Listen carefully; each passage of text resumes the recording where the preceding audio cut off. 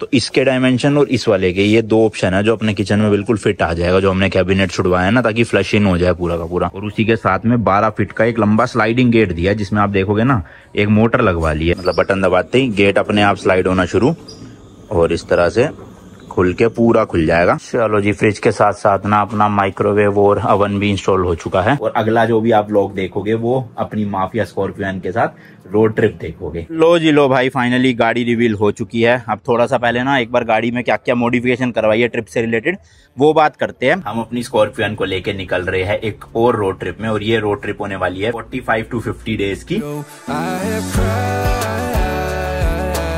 भाई ये सोफा वगैरह ना सब कुछ कवर करना पड़ा, मतलब ये अभी हटाया भी हुआ था, यहाँ से यहाँ रखा हुआ था, बट अब इसको वापस यहाँ रख दिया, क्योंकि भाई जो पुराने सब्सक्राइबर उनको पता होगा कि अपना जो डक्टेबल एसी था भाई वो नया का नया ही खराब निकला। मतलब लंबी स्टोरी है, खैर पूरी नहीं बताऊंगा, बट इन शॉर्ट डेकिंग का वो एसी कामयाब रहा नहीं, तो उस वजह से मैंने ये छत में सीलिंग में छेद करवा के ये वाले कैसेट एसी लगवा लिए। मतलब डक्टेबल भी लगा हुआ है पर वो काम नहीं करता।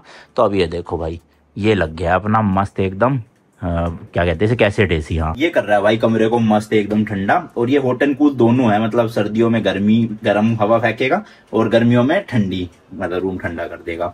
और पहले प्लान था कि 2-2 टन के ना 2 रूम लगाएंगे, क्योंकि ये जो मेरा पूरा बेडरूम है ना ये अराउंड 400 स्क्वायर फीट का है। तो 400 स्क्वायर फीट एरिया के लिए लगभग 3 या फिर 3.2 टन रेकमेंड किया जाता है। तो मैंने सोचा था भाई एक तो ये टॉप फ्लोर का कमरा है तो ज्यादा हीट होती है, डायरेक्ट सनलाइट आती है, ऊपर से इसकी सीलिंग हाइट भी 12 फुट है नॉर्मल कमरों से ज्यादा, और 400 स्क्वायर फीट है वैसे, तो 3 टन से काम बनेगा नहीं। मैंने सोचा 4 टन है, मतलब 2-2 टन के 2 एसी लगवा लूंगा, बढ़िया होगा। तो मैंने क्या करा, कटिंग मैंने ना 2-2 टन के हिसाब से 2 कटवा ली भाई। लेकिन जब मैं पता करने गया तो 2 टन का एसी भाई स्टॉक में ही नहीं पूरे गुड़गांव में। जिससे पूछो कोई कह रहा है 1 हफ्ता, कोई 10 दिन, कोई बोल रहा है 1 महीना भी लग सकता है। मैंने कहा आग की तरह गर्मी बरस रही है, अब मेरे से वेट नहीं होता। तो मैंने कहा भैया छोड़ो। जैसे ही मैं जापान ट्रिप से आया वापस, मतलब आज ये व्लॉग मैं लगभग जापान ट्रिप के आने के भी 5-6 दिन बाद शूट कर रहा हूँ, मैंने कुछ शूट नहीं किया था। तो मैंने आते ही पहले एसी का काम करवाया ताकि भाई गर्मी से छुटकारा मिले। अब 2 टन का क्योंकि मिल नहीं रहा था तो मैंने क्या करा कि मैंने एक ही एसी लगवा लिया, वो वाला, वो है 4 टन का हॉट एंड कूल। अब आप कहोगे वो 4 टन है तो ये क्या है फिर? ये भाई एक्चुअल में ऊपर खाली ग्रिल है, इसके अंदर कोई एसी नहीं है। जी हाँ भाई, मतलब ये ऊपर की मैंने एक एसी की ग्रिल खरीद ली 7,500-8 हजार रुपए की, और ये है ऐसी फिक्स करवा दी ताकि वो जो कट आउट हो रखा था वो भी गंदा ना लगे, ऐसा लगे 2 एसी है, बट एक्चुअल में एसी एक ही है 4 टन का, जो भाई क्रेजी वाला ठंडा कर देता है। मतलब मैं 22-23 पे या 24 पे चलाता हूँ और रात को ऐसे मतलब कंबल वंबल ओढ़ के सोना पड़ता है, इतना चिल्ड कर देता है। तो इन शॉर्ट अपने रूम में एसी की प्रॉब्लम भाई फाइनली खत्म हुई। तो अभी मोटा मोटा तो सफाई करवा लिया, थोड़ी बहुत और सफाई करवानी है। ये दरवाजा भी थोड़ा सा चेंज हो रहा है, खराब हो गया था कुछ, तो अब एक बार सारा काम हो जाएगा फिर ये कपड़ा वपड़ा हटा लूंगा सोफे में से, और ये ग्रिल भी ऐसी लगवा लेता हूँ। चलना तो है नहीं है एसी भाई, पता करेंगे कहीं पे बिक जाएगा अच्छे रेट पे, वरना हमारा तो पूरा नुकसान ही हुआ है। अभी फिलहाल भाई बाजार जाना है, नीचे ग्राउंड फ्लोर का भी काम जो है वो ऑलमोस्ट कंप्लीट हो चुका है। तो फ्रिज खरीदना है, एक वॉशिंग मशीन खरीदनी है, तो फ्रिज के लिए फिलहाल चलते हैं और फाइनलाइज करते हैं। चलो जी चलो, लेट्स गो। लो जी लो, आ गए शॉप पे। हाँ जी, कैसे हो?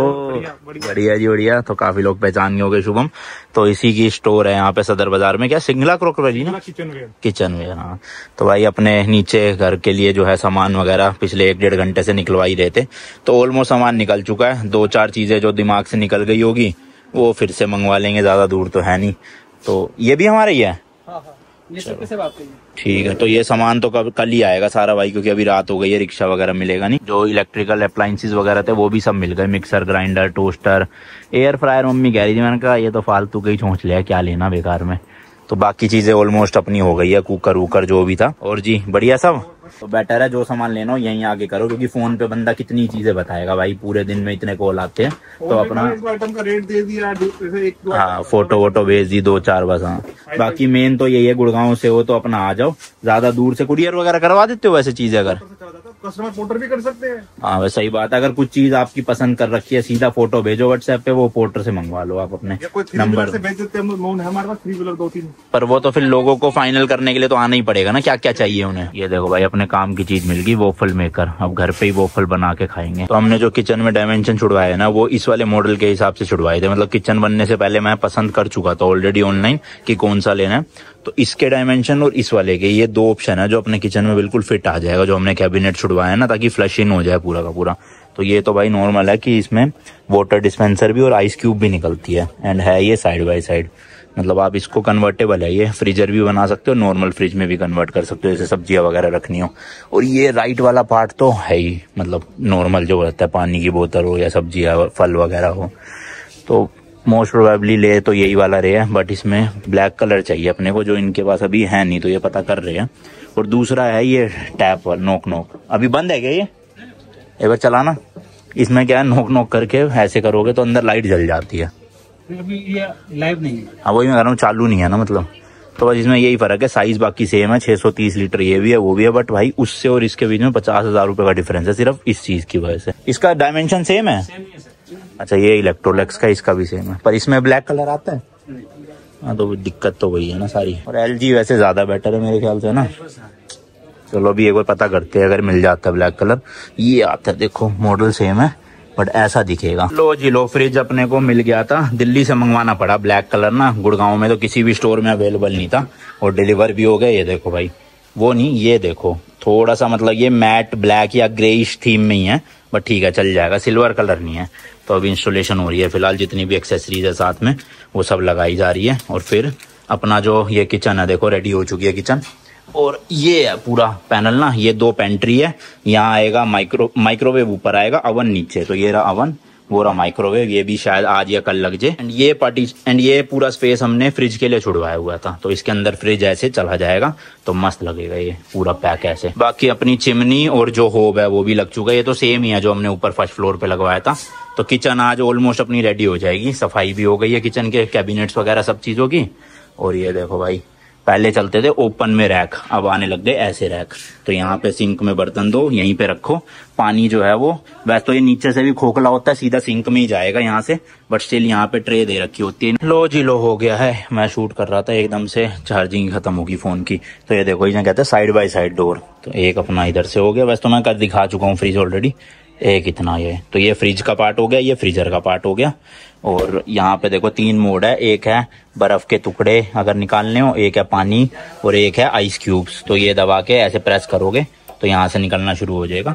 तो अभी फिलहाल जो है वो पानी इसमें डाल दिया है, थोड़ी देर लगेगी क्योंकि जस्ट अभी स्टार्ट मतलब हुआ है ना, तो 3-4 घंटे लगेंगे, फिर उसके बाद निकलेगा। तो मैं भाई इसका दिखा रहा था, इसमें इस तरह की ना नीचे ट्रे दे रखी होती है, और ट्रे में जो है वो पानी जमा हो जाता है, और फिर ट्रे आप निकाल के पानी नीचे ऐसे सिंक में डाल सकते हो। तो ये गीले बर्तन मेनली रखने के लिए होता है। ये देखो इस तरह से ये मुड़ भी जाता है भाई, पता नहीं क्या क्या मोड है इसमें। ऐसे प्लेट लगा लो, यहाँ लगा लो, तो काफी बर्तन आ जाते हैं सही। पार्किंग भी भाई अपनी पूरी रेडी हो चुकी है, बस सीलिंग पे जो पेंट है ना वो एक कोट और लगना है, उसके बाद फाइनली हो जाएगी। तो अपनी जो स्कॉर्पियो है ना वो ऐसे अंदर खड़ी हो जाए करेगी, और इसी के जस्ट पीछे अच्छी खासी जगह है, यहाँ पे B6 आ जाएगी। तो उस दीवार से लेकर ना अपने गेट तक लगभग ये 30 फीट की जगह है, तो इसमें आराम से 2 गाड़ियां खड़ी हो सकती है। B6 यहाँ आ जाएगी और स्कॉर्पियो यहाँ आ जाएगी, मतलब 12-13 फुट की जगह लेती है स्कॉर्पियो आगे। एंड भाई अपने गेट भी दोनों फाइनली लग चुके हैं। एक तो हमने छोटा गेट दिया है लगभग 3 फीट का, जिसमें मतलब पैदल चलने के लिए एंट्री, और उसी के साथ में 12 फीट का एक लंबा स्लाइडिंग गेट दिया है, जिसमें आप देखोगे ना एक मोटर लगवा ली है, हालांकि गंदी बहुत हो गई है, सफाई चल रही है इसकी। तो ये मोटर से क्या होगा ना भाई, ये स्लाइडिंग गेट हमें हाथ से नहीं खोलना पड़ेगा, इसका एक रिमोट आता है, ये देखो। तो इस तरह का रिमोट है भाई, इनमें 4 बटन है, जिसमें से 2 ही काम करते हैं, ये और ये वाला शायद।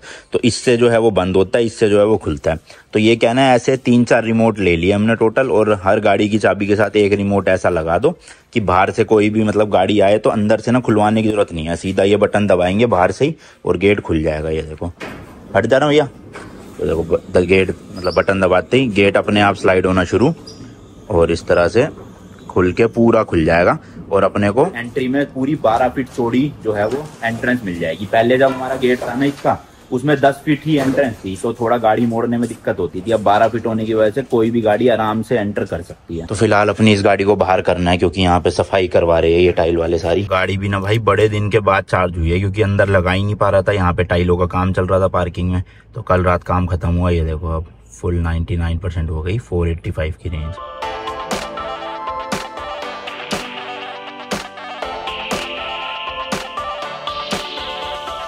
चलो जी, फ्रिज के साथ साथ ना अपना माइक्रोवेव और अवन भी इंस्टॉल हो चुका है। बस अभी एक काम और करवाना है, इसका थोड़ा सा जो ऊपर वाला पल्ला था ना, उसका नीचे से कटिंग करवानी पड़ेगी, वो थोड़ा बड़ा बन गया था, तो अब वो कटिंग हो जाएगी तो इसके ऊपर पूरा फिट आ जाएगा। फिलहाल के लिए वहां रख दिया। बाकी डब्बे डुब्बे यहाँ से बाहर फिकवाते हैं भाई सारे, ताकि थोड़ा साफ सफाई हो जाए। करवाई तो थी, अभी सफाई देखो फिर क्या हालत हो गई है, पैर लगते हैं अंदर आने में। बट ये वाला कैबिनेट अब ऑलमोस्ट अपना कंप्लीट हो गया। चलो जी, यहाँ का कपड़ा वगैरह हटा लिया है, क्योंकि जो भी गंद होने वाला सामान मतलब काम था ना, वो सारा हो चुका है। तो एक्चुअल में ये जो दरवाजे लगे थे ना, ये और ये जिन्होंने पहले लगवाए थे ना, जो हमारे पुराने कारपेंटर थे, बड़े ही खराब लगाए थे। एक तो इसका डिजाइन मैच नहीं हो रहा था, ऐसे दरवाजा टेढ़ा हुआ पड़ा था, और ये दरवाजा बंद ही नहीं होता था, यहाँ पे अड़ता था। तो अब देखोगे ना, पूरी चौखट और वो सब कुछ वापस से करवाना पड़ा। और यहाँ पे जो एसी था वो भी हटवा लिया, क्योंकि बाद में रियलाइज हुआ कि यहाँ पर तो कोई एसी का काम ही नहीं है, मतलब कुछ यूज आता ही नहीं था। जो एक्चुअल में वार्डरोब वाला एरिया ना अपना, जैसे जूते और ये जो कपड़े रखे हैं, यहाँ पर एसी लगा हुआ है, और यहीं पे ही सामने मिरर है, तो तैयार वगैरह होना होता है यहीं पे ही होऊंगा, तो यहीं पे एसी की जरूरत है। उधर ज्यादा कुछ खास जरूरत थी नहीं, तो उसको निकलवा के नीचे मंदिर में लगा लिया, नए एसी के पैसे बच गए। तो अब बस कल आके ये लोग जो है, मतलब कारपेंटर जो है, वो दोनों दरवाजे चढ़ा देंगे और फिर यहाँ का काम हो जाएगा। फिलहाल भाई मुझे अभी तैयार होके निकलना है यहाँ से एक इवेंट के लिए। एक्चुअल में पांडे जो है वो महिंद्रा थार रॉक्स लेकर इंडिया से अमेरिका ट्रिप पे जा रहा है, तो वहां पे इवेंट है, फ्लैग ऑफ इवेंट, वहां चलते हैं। और उसके बाद आके एक दो काम हो रहे हैं मुझे, शायद रास्ते में निपटाता हूँ या यहाँ आके करूंगा, क्योंकि अपनी जो ट्रिप है वो शुरू होने वाली है। मतलब समझ लो परसों या उससे अगले दिन मैं जो है वो अगली ट्रिप पे निकल जाऊंगा, और अगला जो भी आप लोग देखोगे वो अपनी माफिया स्कॉर्पियन के साथ रोड ट्रिप देखोगे। यहाँ भाई काफी लोग पूछ रहे थे बहुत टाइम से, कहाँ गई आपकी स्कॉर्पियन, तो एक बार इवेंट पे हो जाते हैं, फिर बात करते हैं। तो फाइनली मुंह दिखाई करते हैं अपनी इस गाड़ी की।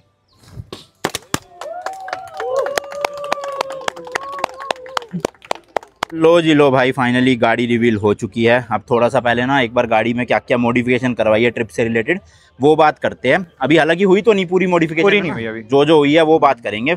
इधर तो मैप आप देख सकते हो पूरा का पूरा, तो रूट क्या है समझाओ जरा पास आके एक बार। भाई देखो, इंडिया से काठमांडू, चाइना जहाँ की तुम गए थे, बट तुम आ गए थे इधर लाओस, मैं निकल जाऊंगा इधर से कजाकिस्तान। पहले मेरा था कि मैं किर्गिस्तान एंटर करके फिर कजाकिस्तान जाऊंगा, बट कुछ वीजाज में आ गई है दिक्कत, जैसे कजाकिस्तान से फिर सीधा रशिया। इनका थोड़ा वो भी बताते चलो, वीजा का तिब्बत और उसका तो हो गया, कजाकिस्तान का क्या अराइवल? कजाकिस्तान का वीजा ऑन अराइवल है, ठीक है। किर्गिस्तान में इस वजह से नहीं जा रहा हूँ क्योंकि रशिया का मुझे नहीं पता था कि 28 डेज का मिलता है खाली स्टिकर वीजा, और स्टिकर वीजा पे ही लैंड बॉर्डर से आप क्रॉसिंग कर सकते हो। ठीक है। तो उसमें इन्होंने क्या किया, मुझे 20 अगस्त तक चाहिए था, बट ये मंथ 31 का, मतलब कुछ डेट्स में आगे पीछे हुई, तो इन्होंने मुझे 16 अगस्त तक का वीजा दिया खाली रशिया ने। अच्छा। तो जिसकी वजह से मुझे यूरोप जल्दी एंटर करना पड़ेगा। ठीक तो है। ये मैं 20 को एंटर करना चाहता था। तो अभी यहाँ से यूरोप तक कितने दिन लगेंगे टोटल? ये मुझे लगा था रशिया ऐसे देख के कि 5-6 दिनों में क्रॉस कर दूंगा, बट एक्चुअल में जब मैंने यहाँ की सिटी और यहाँ की सिटी का डिस्टेंस देखा कि कितने लगेगा, तो मैप पे ही 3 दिन दिखा रहा है कंटिन्यूस। कितने किलोमीटर एग्जैक्ट मुझे, मैं 3 दिन की ड्राइव थी, तो मैंने कहा 3 दिन की ड्राइव, वो भी 24 घंटे, तो इम्पॉसिबल है कि मैं अकेले कर लूं। तो इसलिए मैं ऊपर से मॉस्को और पीटर्सबर्ग रुकने का प्लान था, तो वो चीज फिर मैंने सोचा कि चलो अब इसको बिट्स एंड पीसेस में करूंगा।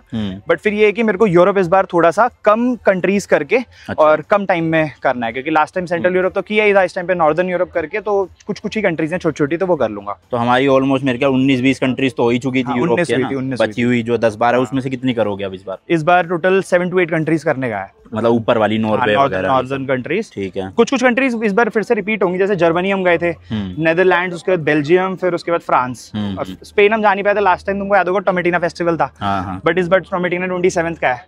तो मेरा भी ये प्लान बन रहा है कि शायद मैं फ्लाइट लेके वहाँ पे आऊँ, और बीच में तुम कहीं पर यहाँ आ सकते हो, जर्मनी, फिर हम नहीं स्पेन की मिल रही है ना डायरेक्ट फ्लाइट। हाँ, तो स्पेन में टोमेटिना की कर सकते हैं। वही ठीक है। उसके बाद फिर यूके, उसके बाद वापस से यूके आके वही अपना अंडर वाटर टनल से यूके, उसके स्पेन से फ्रांस आगे, यहाँ से अंडर वाटर टनल से यूके, जैसे लास्ट टाइम आए थे। और लास्ट टाइम मेरी तबीयत खराब थी, होटल में रह गया था मैं, तो लंदन बिल्कुल एक्सप्लोर नहीं कर पाया था, लास्ट डे गया था। तो इस बार थोड़ा यूके घूमूंगा क्योंकि है 2-3 फ्रेंड्स वहाँ पे। ठीक है, फिर वहाँ से शिप पे अपनी गाड़ी भेज देंगे। और ये टाइम कितना लग रहा है? अच्छा, कनाडा जाएगी गाड़ी? कितना टाइम लग रहा है? कनाडा का टोटल आया है 45 डेज का। तो क्या करोगे उस टाइम पे? उस टाइम पे मैं सोच रहा हूँ कि या तो मैं पहुंचते ही अपनी गाड़ी शिप करा दूंगा, और यूके हम ऑलरेडी घूम चुके हैं, तो यूके मैं सोच रहा हूँ कुछ दिन ऐसे करके, क्योंकि मुझे भी 3-4 महीने बाद सोच रहा हूँ मैं वापस आने का। ठीक है, एक बार के लिए 10-15 दिन के लिए, क्योंकि ये वाला जो टाइम होगा ये खाली होगा लगभग 1.5 महीने, तो उस टाइम पे शिप करा के गाड़ी, और मैं वापस इंडिया आ जाऊंगा, देखेंगे 10-15 दिन के लिए, और बाकी के टाइम या फिर मैं गाड़ी शिप कराने के बाद यूके घूमूंगा पब्लिक ट्रांसपोर्ट से। पर 45 दिन तो बहुत ज्यादा है उस हिसाब से, क्योंकि इसमें भी 2 केसेस आ रहे हैं कि या तो कंटेनर में भेज दो, या तो फिर रोल ऑन रोल ऑफ पे भेज दो। तो मैं रोल ऑन रोल ऑफ पे भेजना चाह रहा हूँ, बट है ही अटलांटिक ओशियन, ठीक है, और इसमें रोल ऑन रोल ऑफ पे गाड़ी का इंश्योरेंस नहीं देती है कंपनी, रिस्क भी है, अपना रिस्क है। हाँ, तो अगर कुछ हुआ है, कुछ होता है तो दिक्कत है फिर। ठीक है। अच्छा, उसके बाद कनाडा, और इसका क्या प्लान है यूएसए का? कनाडा गाड़ी पोर्ट से उठा के फिर उसके बाद मैं कनाडा पूरा अच्छे से एक्सप्लोर करना चाहता हूँ। मतलब इस बार मैं दिल्ली टू लंदन को इतना टाइम नहीं दूंगा, जल्दी जल्दी करूंगा, ठीक है। जहाँ घूम रहा हूँ वहाँ थोड़ा रुक के घूमूंगा शांति से, क्योंकि एक तो अकेला भी हूँ, ठीक है, तो ज्यादा खींच भी नहीं पाऊंगा वैसे करके। बट कनाडा मैं सोच रहा हूँ, कनाडा में है बहुत सारे फ्रेंड्स हैं, तो उनको लेके फिर तमीज से आराम से पूरा ईस्ट स्टेट से लेके वेस्ट स्टेट तक पूरा घूमूंगा। वैंकूवर से फिर एंटर कर जाऊंगा सियाटल, फिर उसके बाद थोड़ा सा वापस से गैप देके, मतलब ऐसा गैप नहीं देके, मतलब कुछ दिन रेस्ट वगैरह करके फिर यूएसए की एकदम फ्रेश सीरीज शुरू करूंगा न्यूयॉर्क तक। न्यूयॉर्क में ट्रिप खत्म करूंगा, मतलब यूएस और कनाडा मेनली पूरा अच्छे से। हाँ, ठीक है। चलो, ये तो हो गया साइड का रैप, इधर भी और उधर भी। अच्छा, कुछ एक्सेसरीज रखी हुई है, अभी डाला है सामान वगैरह? अभी बन रहा है, मतलब एक तो थाररॉक्स का ना ज्यादा भी अवेलेबिलिटी है नहीं अच्छा, अगर आपको चाहिए तो उसमें भी ऑटो म्यूजिक एम्पोरियम से कमल भैया ही बनवा रहे हैं, तो उन्होंने बोला होपफुली वेडनेसडे या थर्सडे तक करवा देंगे। नहीं, मैं उसका कह रहा हूँ स्पेयर पार्ट्स का, क्योंकि ये इंडियन ब्रांड है, तो वही जैसे स्कॉर्पियो में अपने। अच्छा, वैसे ले जाने वाला? हाँ, वो वेडनेसडे को विजिट करूंगा महिंद्रा, तब लेके जाऊंगा। ठीक है। तो मेनली तो देखो यार, वही होता है अपना इंजन ऑयल वगैरह तो हर देश में मिल जाएगा। थोड़ी बहुत जो एक्सेसरीज है, एयर फिल्टर हो गया या फिर एसी फिल्टर हो गया, वो सब कुछ रख लेना, उसी का मेन काम वो लेना पड़ेगा। बाकी पीछे का लुक कुछ इस तरह से। अब इस गाड़ी में आप देखोगे ना, थोड़ा सा स्पेस कम है रैप के लिए, रैपिंग के लिए। इस वजह से मैं ये भी बोल रहा था, जब स्कॉर्पियो चलती थी रोड पे, तो जैसे गाड़ी पीछे से आ रही है तो पीछे रैप देख के लोग देखते थे, बट इसमें इतना रोड प्रेजेंस नहीं मिल रहा है, मतलब लोग टायर नहीं जगह घेर ली, टायर ने जगह घेर ली, छोटा सा है तो ये दिखता नहीं है। बट लास्ट टाइम जैसे हमने चेंज कराया था ना यहाँ पे, तो ये नमस्ते अमेरिका की जगह मैं trip from India to America करवा दूंगा, तो थोड़ा नजर आएगा। चलो, ये हो गया भाई बैक का लुक। अब फ्रंट का लुक दिखाते हैं, आ जाओ। तो ये देखो भाई, मेन थार रॉक्स का जो लुक है ना, वो फ्रंट साइड से ही आता है। एक तो इसने बम्पर भी जो है वो प्रो मैन का लगवा लिया, पूरा मेटल वाला। कितने का पड़ा ये बम्पर? बम्पर ये 40,000। बताओ भाई साहब, 40,000 रुपए बम्पर है। बट ये कह रहे पीछे वाला भी करवाएगा ना? हाँ, पीछे वाले इससे महंगा है, पता नहीं, बल्कि इसमें एडास है, एडास सपोर्टिव है। पीछे कोई एडास होता नहीं, एडास पीछे है नहीं, उसके बावजूद भी वो एक्सपेंसिव है, 45,000 का है। और भाई इसमें थार रॉक्स में ना एक फायदा है कि एक तो इसमें एडास मिल रहा है ना, तो अपने को जो यूरोप की सड़कों पे थोड़ा सा नहीं, बट वैसे गाड़ियों में जैसे हेक्टर में एडास है, तो उसमें सिंगल टच में एडास एक्टिवेट हो जाता है। इसमें सेटिंग करनी पड़ती है प्रॉपर 10-15 मिनट। और ये तो है कि एक बार हो जाए तो हाँ, मतलब कर सकते हैं कि प्रॉपर करना है तो, बट मेरे को पसंद नहीं आया इसका, मतलब एज कम्पेयर टू हेक्टर नहीं पसंद आया। बाकी भाई फ्रंट में इसका ना बोनेट ज्यादा बड़ा मिलता है स्कॉर्पियो के मुकाबले, तो आप देखोगे पूरा का पूरा भाई अच्छा खासा एरिया मिल गया। अच्छा, ये एडास का जो सेंसर है, ये नहीं अटक रहा सामने फ्रंट वाला? नहीं, वो ऊपर तक जा रहा है ना, जो उसका सेंसर है, जो कैमरा है, हाँ, वो नीचे है, उसकी पट्टी के हल्का से नीचे गया है बस। और इसने भाई अभी तो फास्ट टैग लगा रखा है, बट ये उतार के वहाँ पे पता ना क्या लगवाना है, विनियट लगेगा यूरोप में। अच्छा, वहाँ पे 3-4 स्टिकर हर देश के हिसाब से अलग अलग लगवाने पड़ेंगे। बट हमने लगाया, हम लगा कहाँ रहे थे, हम तो हाथ में लेके चल रहे थे। नहीं लगे हुए मेरे, स्विट्जरलैंड का लगा हुआ है। हमने, तुमने वो करा था ना कि एज अ सोवेनियर वाला था। हाँ, वैसे नहीं भी लगाओगे पर लगा लो ना, इसका वैसे ही देख रहे हो कितना सा है। अरे सब वो पर तुम यहाँ तो मेरे ख्याल से मोबाइल होल्डर लगाओगे इसके नीचे है ना। तो अब कितने महीने का रहने वाला है पूरा ट्रिप? होपफुली 200+ डेज लेके चल रहा हूँ। ये तो है कि मिनिमम इतना तो होगा ही, मतलब 7 महीने हो गए। हाँ, लगभग, बट मेरे हिसाब से 8-9 महीने लग जाएंगे। ठीक है। टायर भी बदलवाए इसके? नहीं, वही है स्टॉक है। हाँ, चलो, और आगे बस बम्पर ही है चेंज, है ना? अभी बम्पर चेंज है, बट अभी थर्सडे तक उसके ऊपर क्या कहते हैं, रूफ कैरियर और जेरिकैन वगैरह जो होता है, और पीछे मतलब जेरिकैन में सोच रहा हूँ इस बार जेरिकैन सैंड लेडर अवॉइड करूँ। अच्छा, ठीक है, क्योंकि ऐसा में लगता है सड़कों पे हाँ जरूरत पड़ेगी नहीं, तो इस वजह से दूसरी साइड में थोड़ा लगेज का स्पेस मिल जाएगा, हार्ड लगेज एज इन, जो मुझे पता बारिश वारिश हो तो कुछ दिक्कत ना हो, उसको रख सकता हूँ। और पीछे इसका रियर बम्पर थर्सडे तक बनके तैयार हो जाएगा, तो वो इंस्टॉल होगा। वैसे तो इसमें तो अपने इस रूट में तो जेरिकैन की भी जरूरत नहीं है, हम तो ईरान की वजह से ही लेकर गए थे। थोड़ा लुक की वजह से भी हो जाता है ना कि थोड़ी ह्यूज दिखती है गाड़ी। बाकी ओवर भी हम रख लेना इसके एक्स्ट्रा, क्योंकि यूरोप के कई देशों में भाई ये चीज चोरी हो जाती है, हमारी तो हुई नहीं थी, बट लोग कहते हैं बहुत की जल्दी से चोरी हो जाती है, तो ये रख लो एक्स्ट्रा, अलग सही है। बाकी अकेला ही जा रहे हो तो लगेज की तो टेंशन ही नहीं। लगेज की टेंशन तो नहीं है। सीटें हटवा रहे हो पीछे? नहीं, तो पहले मैं सोच रहा था फिर इतना स्पेस है, इसी वजह से मैं पहले किचन बनाने की सोच रहा था, क्योंकि इसमें मैं कुकिंग भी करूंगा, क्योंकि पिछली बार तुमको तो पता ही है क्या हालत हुई थी खाने की, तो इसलिए सोच रहा था कि पीछे किचन वगैरह बनवाऊं, बट इतना भी स्पेस नहीं है। वो तो सीट हटवानी पड़ेगी। हटवाना नहीं चाहता एक्चुअली, क्या है ना, कहीं कहीं पे कुछ फ्रेंड्स भी हैं, तो इस बार अकेला हूँ, मिलेंगे तो फिर ठीक है, 4 लोग बैठने के लिए रहेगा। पर इतने में आ जाएगा लगेज, लग रहा है? हाँ, मतलब अकेला हूँ, मेरे हिसाब से 3 बैग इनफ है, 3 बैग से ज्यादा क्या होगा। जब अकेला हूँ तो पीछे की सीट भी तो पूरी खाली है, और जहाँ कुछ लोग मिलेंगे तो वहाँ ऑब्वियसली अगर उनके साथ घूम रहा हूँ तो उनके घर पे लगेज उतारा जा सकता है। हाँ, सही बात। तो हार्ड सूटकेस की जगह वो ले जाना, डफल बैग ज्यादा। हाँ, ये भी वो कर ले सकता जाओगे हूँ। तो ज्यादा फिट हो जाएगी, क्योंकि लंदन ट्रिप में हमें दिक्कत हुई थी, बट मैंने ऑस्ट्रेलिया ट्रिप में वो रखे तो बहुत सामान आ गया था हमारा। वो छोटा बैग ले जाना पड़ता है, फिर बार बार हम ट्रॉली खींचते थे। बस वही। हाँ, और खाने का भी ले जाओगे 1-1.5 महीने का तो कम से कम आराम ना। से, आराम से। चलो सही है, बधाई हो जी, धन्यवाद और भाई, best of luck. Thank you बढ़िया भाई, से thank एक you। बार हो जाएगी गाड़ी पूरी रेडी तब भी आपको दिखाऊंगा, हाँ। क्योंकि मेन लुक जो है ना वो ऊपर जो कैरियर लगेगा उसके बाद उसी से ही आएगा। चलो 1 hour later. चलो जी भाई, घर आ गया हूँ। और माफिया स्कॉर्पियन के चाहने वालों, आपके लिए गुड न्यूज है, हम अपनी स्कॉर्पियन को लेके निकल रहे हैं एक और रोड ट्रिप में। और ये रोड ट्रिप होने वाली है 45 to 50 डेज की। और ये ट्रिप कहाँ की होगी वो अभी नहीं बताऊंगा, अगले व्लॉग में आपको पता चलेगा, ठीक है जी। बाकी फिलहाल अपनी गाड़ी जो है वो सिलीगुड़ी में खड़ी हुई है, जैसे कि पता ही होगा कुछ लोगों को कि मैं जब भूटान ट्रिप पे गया था तो वापसी में सिलीगुड़ी में ही गाड़ी को छोड़ आया था, लेकर ही नहीं आया था। तो अभी फिलहाल फ्लाइट पकड़ के पहले सिलीगुड़ी जाएंगे, अपनी गाड़ी पिक करेंगे वहां से, उसके बाद फिर बताऊंगा आपको कहाँ जा रहे हैं, वो नेक्स्ट व्लॉग में पता चलेगा पूरा रूट। तो अब अगले 2 महीने आपको स्कॉर्पियन के साथ मस्त मस्त रोड ट्रिप्स के व्लॉग्स देखने के लिए मिलेंगे। तो इसलिए चैनल को फटाफट से भाई सब्सक्राइब करके बेल आइकन दबा के रख लो, मजा आने वाला है, ठीक है जी। भाई खत्म करते हैं यार इस वाली वीडियो को, मिलता हूँ नेक्स्ट व्लॉग में। Till then good bye and as always तीखे रास्तों पे नहीं पड़ना फीका। बाय।